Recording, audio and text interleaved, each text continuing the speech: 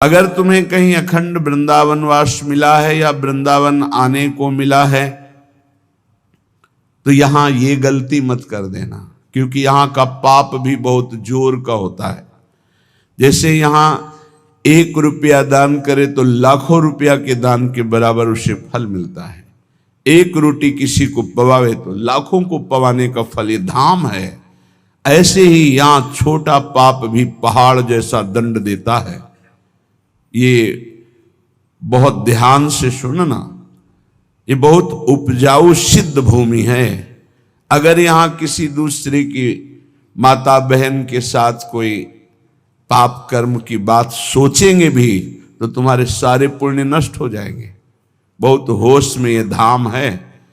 इसीलिए बड़े बड़े महापुरुषों ने प्राय अपने जनों को कहा है कि 1-2 दिन जाओ, चुपचाप दर्शन करो, आंख मूंद के वापस लौट आओ, कोई पाप न बनने पावे।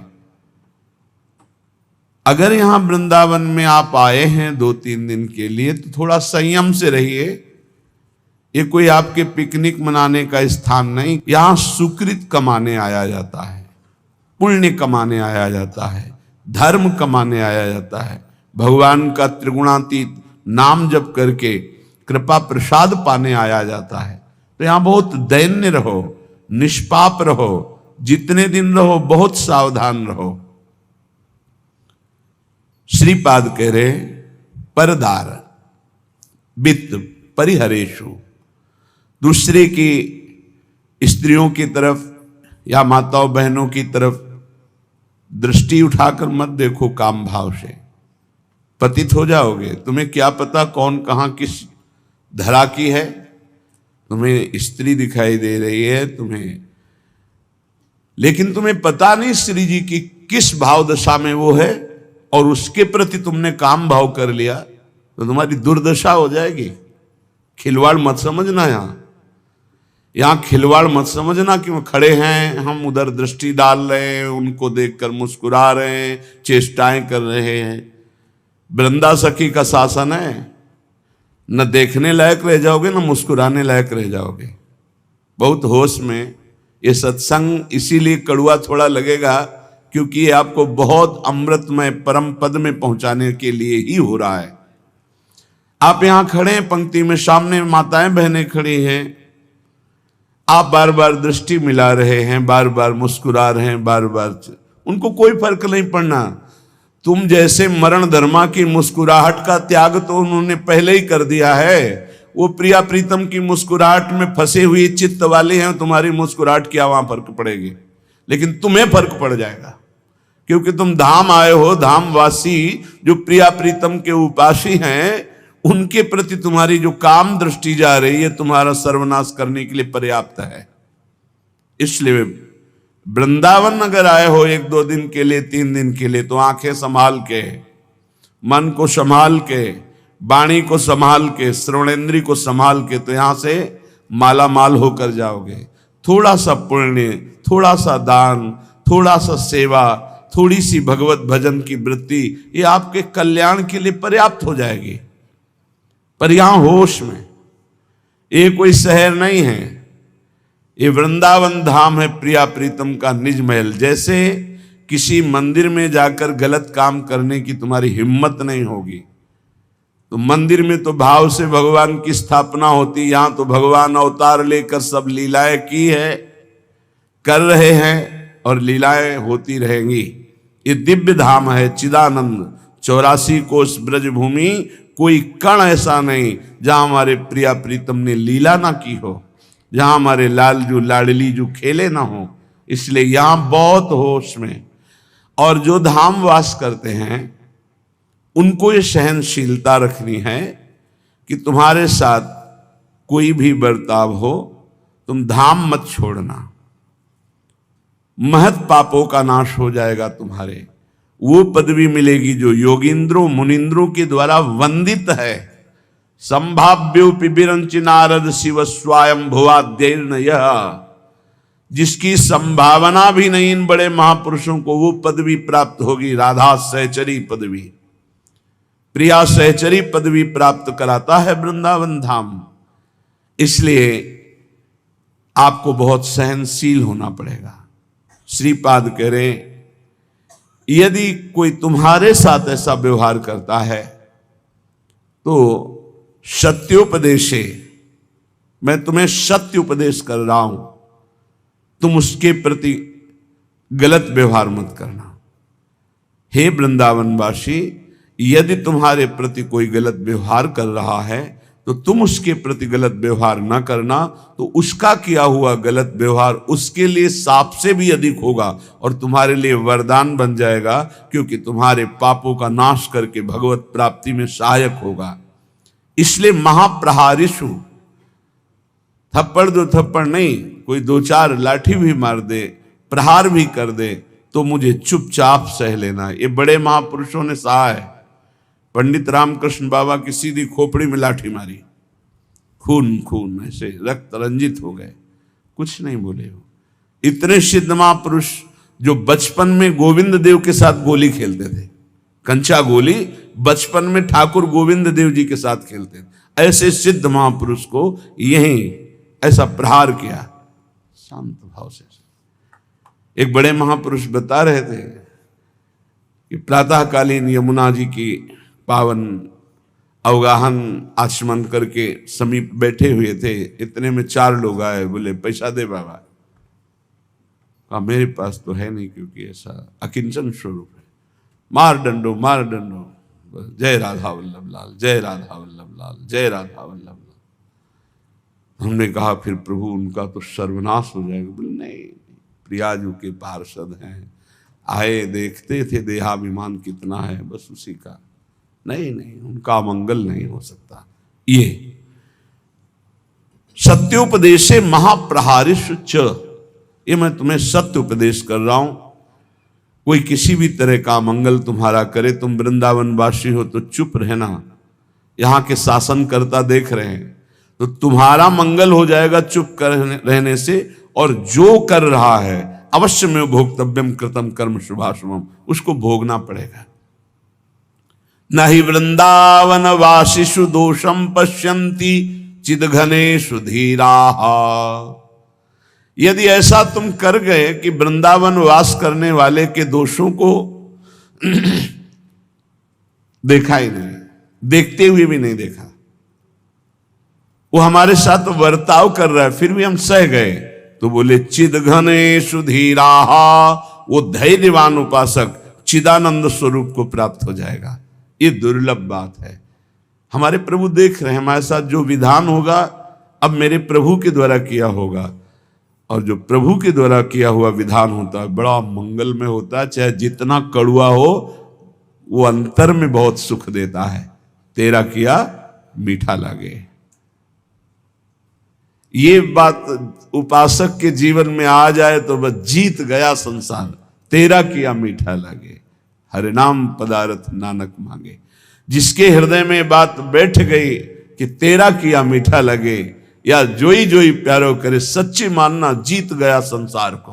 भाई यही पूरे जीवन सीखना है। साधना इसी बात की पूरे जीवन है कि ये हमारे हृदय से आ जाए, मेरी हस्ती मिट जाए, मेरा आपा नष्ट हो जाए, मेरा महत्व नष्ट हो जाए, और ये बात जोई जोई प्यारो करे सोई मोई भावे, तेरा किया मीठा लागे। जीव जीव राखत हो त्यो त्यो रहियत हो हरि। भाई इतना ही केवल पाना है। इतना आ गया तो आप परम सिद्ध समता प्राप्त महापुरुष हो जाएंगे।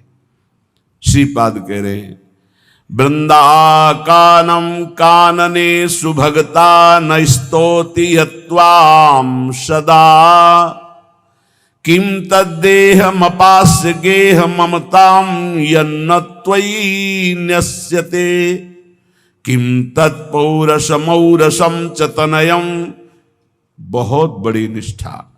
विक्रियन स्थीयते येन त्वय्यथ तत्त्ववित् स खलु को यस्ते तृणम नाश्रयते। भाई मैं बहुत आंतरिक बात कह रहा हूं, यदि समझ पाए श्रीपाद प्रबोधानंद ने। मैं तुम्हारी स्तुति करूंगा यदि तुम ऐसा कर लिए। क्या श्री धाम वृंदावन का आश्रय ले लो। बोले मेरे पास व्यवस्था नहीं, तो बोले शरीर को बेच के कर लो, या शरीर संबंधी भोगों को बेच दो, या शरीर संबंधी रिश्तों को बेच दो। अब उनकी खुल की व्याख्या हरिराम व्यास जी और इनकी नहीं कर सकते, क्योंकि कलिकाल है, उसका अर्थ नहीं समझ सकते। अनर्थ जो यहां कह रहे हैं, किम तत्पौरुषम औरुषम च तनयम, निज प्रकट को किया हुआ पुत्र पुत्री, विक्रियम न स्थीयते।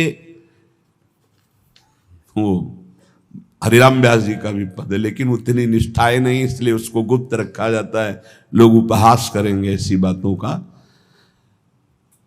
निश्चित मानो मनुष्य जीवन का जो परम लाभ है, बिना भगवत प्रेमी महात्माओं के संग के प्राप्त नहीं होता। अब भगवत प्रेमी महात्माओं का संग बड़ा दुर्लभ है।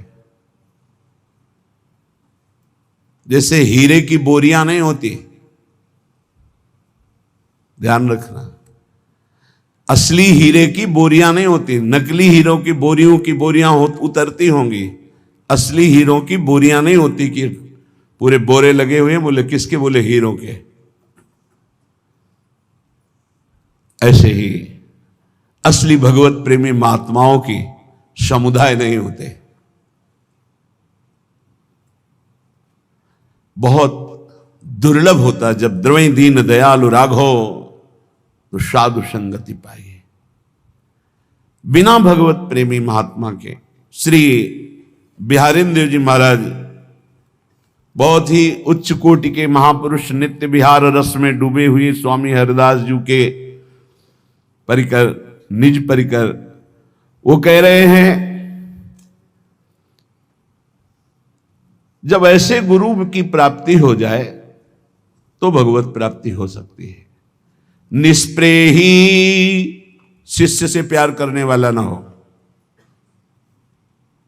और शिष्य तन मन प्राण समर्पित करके आसक्त हो गुरु पे। गुरु कैसा हो?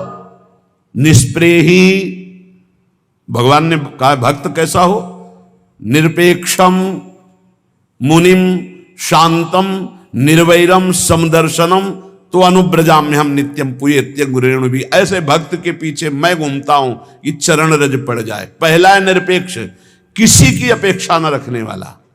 गुरु कैसा होना चाहिए? निष्प्रेही, बिल्कुल किसी से कोई भी अपनापन नहीं। शिष्य से उदासीन, निरपेक्ष, और शिष्य उतने गुरु से आसक्त। गुरु निरपेक्ष और शिष्य आसक्त। और कलयुग का प्रभाव, गुरु आसक्त तो शिष्य निरपेक्ष, उल्टा दिखाई दे रहा है। ए भैया भजन कर ले, काहे को ऐसा करता है? वो समझते हैं कि इनकी गरज है, उनके दुलार को नहीं समझता। उपकारी गुरु वो निरपेक्ष इसीलिए है कि आरत और अधिकारी जब पावे गूढ़ो तत्व न साधु दुरावें। जब तुम गुरु आसक्त होगे तभी तुम वस्तु प्राप्त कर लेते। कल एक प्रश्न हुआ था कि जैसे मैं हृदय से आपको गुरु मानती, तो क्या हृदय से आप हमें शिष्य मानते हैं? कदापि नहीं, किसी को भी नहीं। क्या बात करते हो आप? किसी को मानते नहीं। हम साक्षात श्री जी का निज स्वरूप मानते हैं। आप हमारे प्रभु, हमारे प्रियालाल हैं, हमारे पास आए बस। तो शिष्य श्री जी के, तो आप नौकर, आपकी बात श्री जी तक, श्री जी की बात आप तक। गुरु श्री जी हैं, हम उनके दास हैं, उनके सेवक हैं। उनकी बात आपको बता दी, आपकी बात उनको बता दी। गुरु वही है। बोले हम तो आपको गुरु मानते हैं। ये आपका भाव है। आप हमें क्या मानते हैं? साक्षात प्रभु, इसके अलावा कुछ नहीं। आप हमें क्या मानते हैं, उसी से आपका कल्याण होगा। हम आपको क्या मानते हैं, ये हमारे जीवन की साधना का फल है कि हम आपको क्या मानते हैं। निष्प्रेही, बाहरी व्यवहार नहीं। कैसा गुरु होना चाहिए? ये पहचान है। शिष्य से उदासीन। शरीर सुख, हमारे को औषधि दे दी, भोजन दे दिया, वस्त्र दे दिया, वास दे दिया, हम तुम्हारा एहसान मानेंगे? जो अनंत ब्रह्मांडों का भरण पोषण करता, तेरे को केवल निमित्त बनाया, करता वही है, तो तेरे को अभिमान नहीं आएगा, तेरा कल्याण हो जाएगा। मेरी आसक्ति नहीं होगी तो मेरा कल्याण हो जाएगा। अध्यात्म को समझना है।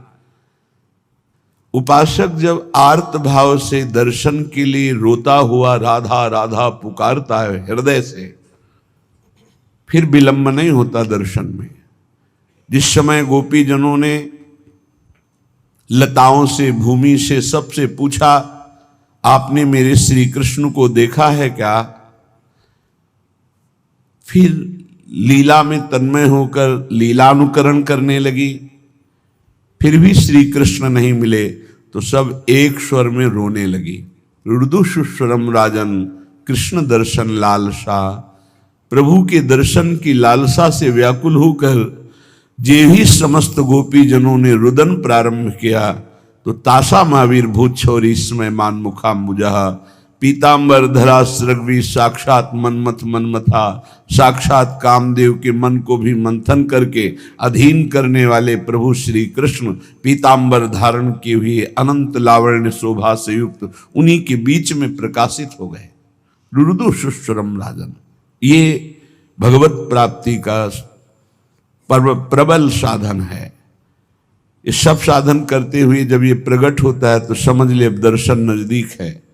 बिन रोए किन पाइया प्रेम प्यारा मीत, तो भोरी सखी कह रहे हैं जब आर्त भाव से रोते हुए राधा राधा ऐसा रटते हुए वृंदावन की कुंज वीथियों में अपनी स्वामिनी को ढूंढूंगा, चारों दिशाओं में देखूंगा तो अचानक घटना घटती है, नूपुरों की ध्वनि सुनाई देती है, उधर दृष्टि जाती है तो देखते हैं परम कृपालु स्वामिनी जू लालजू के गलबैयां दी हुए पधार रही है। बस देखते ही मैं उनके चरणों में लोटपोट हो जाऊंगा। आवत परम कृपालु स्वामिनी, लोट पंथ में जय हो, भोरी अधर अरुण रंग रंजित, मुशिकन दृगन बसे हो, कब हो कुंज गली चली जय हो, राधा राधा नाम पुकारत, चहु दिस चकित चिते हो, कब हो कुंज गली चली जय हो। जे ही स्वामिनी जी ने देखा कि भोरी सखी चरणों में लौट रही तो कृपालु लाडली, जिनके अधरों की स्वयं लालिमा तो है ही, ऊपर से सुंदर पान की बीड़ी पाए हुए तो और अधर अरुणिम हैं, उन अधरों से मुस्कुराती हुई श्री स्वामिनी जी और लालजू एक एक हाथ पकड़कर उठा लेते। आहा, कब ऐसा पुनः होगा। बुरी सखी याचना करती कब ऐसा होगा। उपासक इसी भावना में मगन रहता है। ये भावना तब जागृत होती है, श्रीपाद प्रबोधानंद जी महाराज परदारा वित्त हरिषु, पीछे वर्णन किया कि नश्वर श्रुत धन जायादिषु हरि माया मयेषु न प्रयासम। हे भाई, बहुत जन्म हो गए तुम्हारे, बहुत बार तुमने हर प्रकार के भोगों को भोगा, बहुत प्रकार से तुम्हारे परिवार के लोग तुम्हें प्यार करते थे, लेकिन तुम्हें याद भी नहीं है पीछे के परिवारों का, कोई परवाह भी नहीं उनकी। ऐसे ही इस परिवार की भी कोई परवाह नहीं होगी, तुम्हें याद भी नहीं आएगी जब शरीर छूट जाएगा। फिर तुम्हें नया जन्म मिलेगा, पता नहीं किस योनि में मिलेगा। इसलिए हे भाई, नश्वर श्रुत धन जायादिषु हरि माया मयेषु न प्रयासम। ये हरि की माया का ऐसा प्रभाव है कि पूरा का पूरा जीवन भजन ना होने पावे, सतमार्ग में ना चल पावे, अध्यात्म स्थिति ना आवे, ऐसी माया रचना रचती रहती है, ऐसी समस्याएं प्रकट करती रहती है। भाई मेरे इतने काम हैं, इतनी समस्याएं, मैं कब भजन करूं।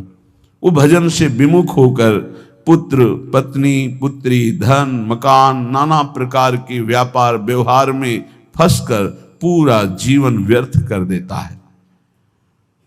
कुर पुरुषार्थ श्रोमणि माचन वृंदावने स्वयं पतितम। एक पुरुषार्थ कर लो, कभी कभी समय निकाल कर वृंदावन में आओ, यहां बैठकर सत्संग सुनो, बिहारी जी के दर्शन करो, राधा वल्लभ जी के दर्शन करो, यमुना के पावन पुलिन में बैठकर नाम कीर्तन करो, पद गायन करो, वृंदावन की परिक्रमा करो, तुम्हारा परम मंगल हो जाएगा, ये जीवन सार्थक हो जाएगा। जीवन का परम लाभ है श्री लाडली जी की ठसक में आ जाना। हम बेपरवाह बिहारिन के, प्रियाजू के बल पे हम बेपरवाह होकर बोलते हैं, प्रियाजू के बल पर बेपरवाह होकर पांव पसार के सोते हैं। जिस समय जब जो जहां जैसे वो सब अपने आप। श्री राधा किंकरी नाम लुठत चरणयो रद्भुता सिद्धि कोटि, श्री हरिदास के गर्व भरे अमनैक अनन्यन हारन के, हम बेपरवाह बिहारिन के, बिहारिनी जी के बल पर हम बेपरवाह हैं। ललिता जी के स्वरूप श्री हरिदास जी के गर्व में हम भरे रहते हैं, हम अनन्य हैं अपनी स्वामिनी जी के। महामधुर रस पान करें अवसान खता सिलहारन के, दियो नहीं ले ते मांगे क्यों, अरे हम देले पर भी ले लेते तो मांगेंगे क्यों। हम बरने गुण कौन तिहार इनके, प्रियाजू के सिवा हम किसी की जय नहीं बोल सकते। ये ठसक है वृंदावन वासियों की, कुछ भी जय बोलेंगे तो बोलेंगे जय जय श्री राधे, बोलना ही है। हम बिहारिन जू के बल पर सबसे बेपरवाह हैं, जो यहां कह रहे हैं कि दियो नहीं ले तो फिर मांगेंगे क्यों। तो श्री सेवक जी महाराज कह रहे हैं भुगतें और देह और न जाचहें, पोषण भरन न चिंत कराएं, श्री हरिवंश विभव विलसाएं श्री वृंदावन की। यदि आप अपने इष्ट के अनन्य धर्म में स्थित हो जाओ तो आपको खुद इतना मिलेगा कि दूसरों को दोगे, मांगने की जरूरत नहीं पड़ेगी और भुगते खूब आनंद पूर्वक जीवन कटेगा। अरे विश्वंभर प्रभु हैं, पापियों को तो देते हैं, शरणागतों को क्यों नहीं देंगे। और ना दें तो क्या लेने के लिए हम भगवत मार्ग में आए, हम उनको प्राप्त करने के लिए आए हैं।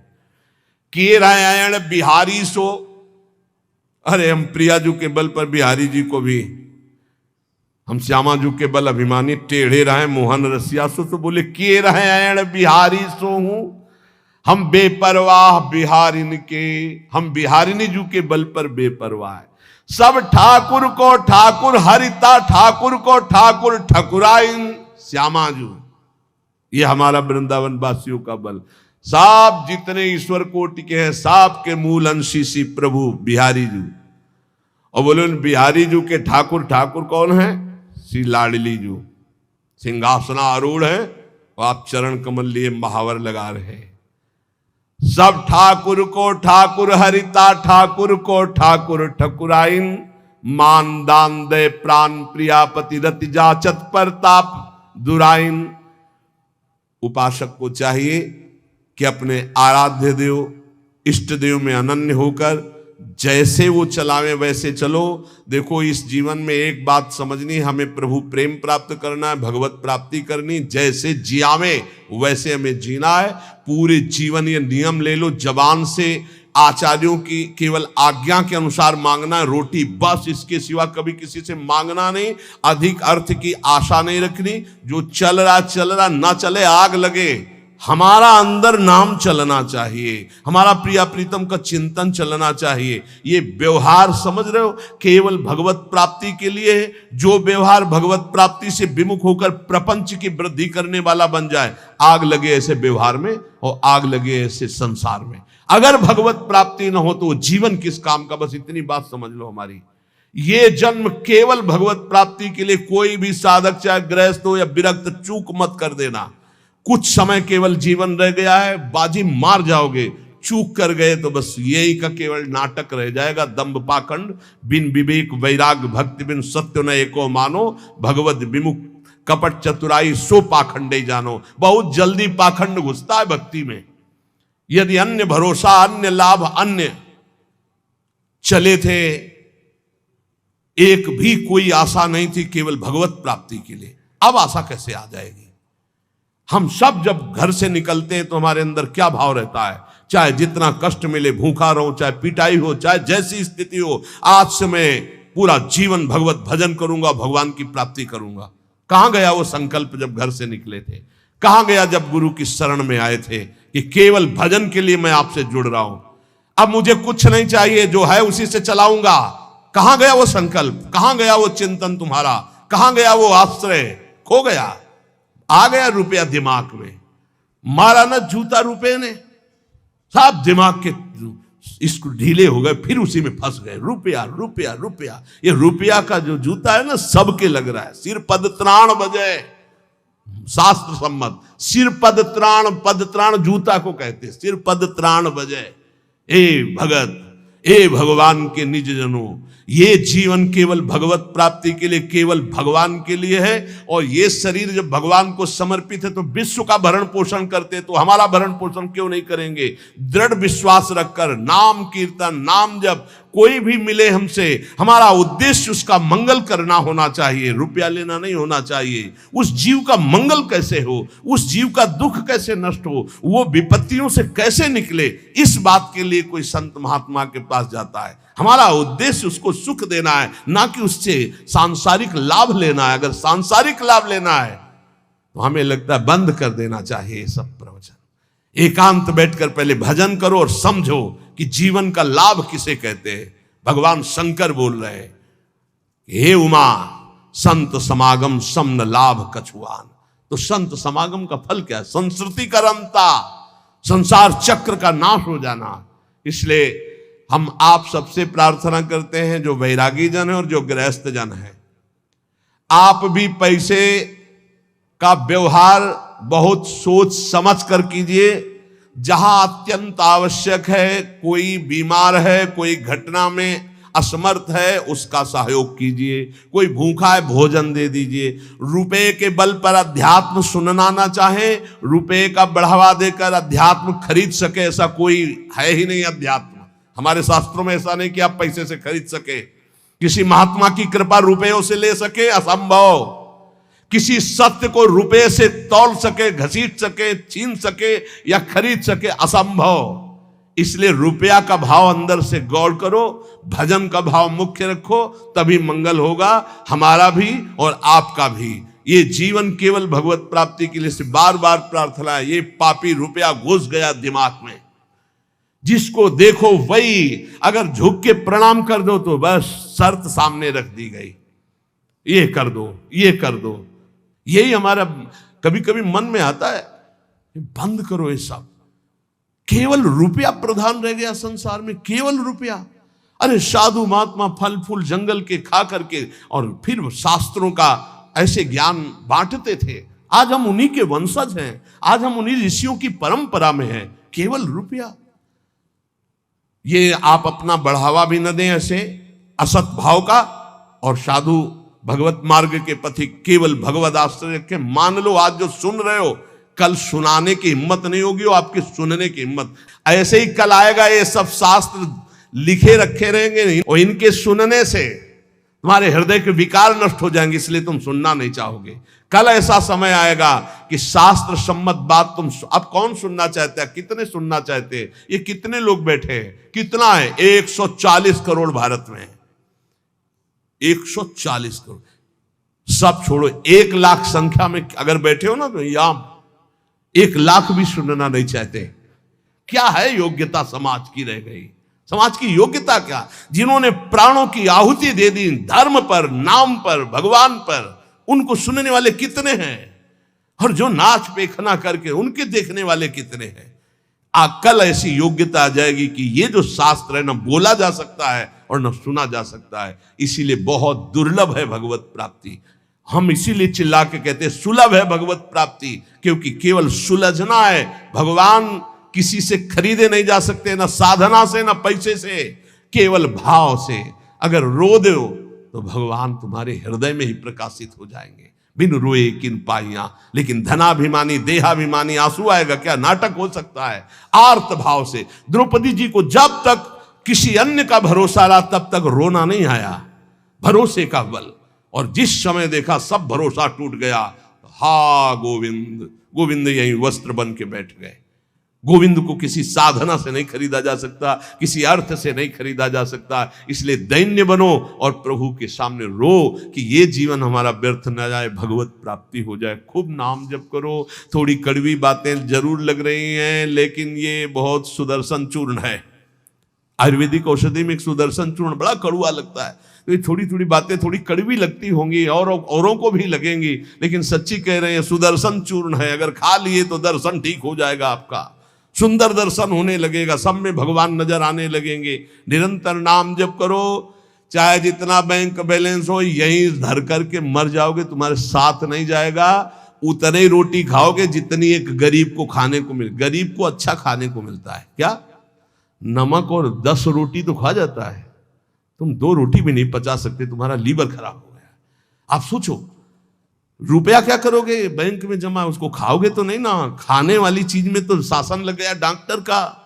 अब जीना किस काम का? न खाने के लिए न भोगने के लिए रह गए, केवल चिंतन फंस गया विषयों में। मरो, अब अगला जन्म फिर व्यर्थ जाएगा। इसलिए राधा राधा राधा, जो मिले रूखा सूखा खाओ पियो, खूब भजन करो और इसी जन्म में भगवत प्राप्ति करो। किसी को किसी भी तरह का नीचा दिखाना या बुरा कहना या कड़ुआ कहना हमारा उद्देश्य नहीं। हमारा उद्देश्य महापुरुषों के वचनों को समझ करके अपने मन को डांटो, इंद्रियों को डांटो, अपनी आदतों का सुधार करो और भगवत प्राप्ति करो। श्री राधा वल्लभ लाल की।